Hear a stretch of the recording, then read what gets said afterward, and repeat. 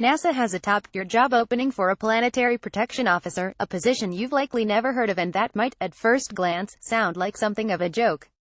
The position, however, dates back to the Outer Space Treaty of 1967, and NASA is one of just 2 space agencies to have a full-time position dedicated to the role. The ESA also has a full-time PPO, so what does a PPO actually do? Here's how NASA's job posting describes the position, which pays from $124,400 to $187,000. Planetary protection is concerned with the avoidance of organic constituent and biological contamination in human and robotic space exploration. NASA maintains policies for planetary protection applicable to all spaceflight missions that may intentionally or unintentionally carry Earth organisms and organic constituents to the planets or other solar system bodies, and any mission employing spacecraft which are intended to return to Earth and its biosphere with samples from extraterrestrial targets of exploration. This policy is based on federal requirements and international treaties and agreements. In other words, the PPO makes certain that Earth is not contaminated by extraterrestrial life forms that might arrive via meteorite or be deliberately brought back to Earth for further analysis. At the same time, it ensures that the vehicles and satellites we send off-planet are as clean as possible, to limit the chance of introducing our own life forms into the ecosystem of another planet.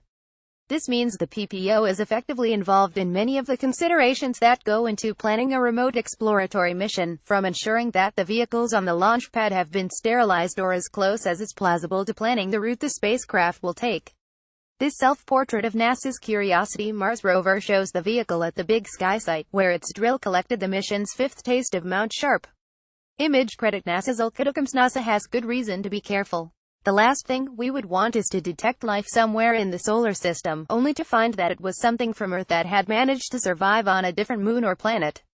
This isn't particularly fanciful. There are microbes on our own planet that survive in conditions vastly different from those that typify Earth's surface. It is therefore not crazy to think that some microbes from our own planet could take root and prosper if they encountered similar conditions elsewhere.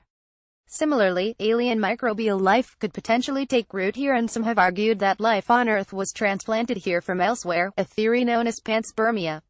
If you've got the appropriate chops to apply for the position, it's linked above. NASA's FAQ about the post is here. It's a temporary role that's typically 3 years long, with an option for an additional 2 years.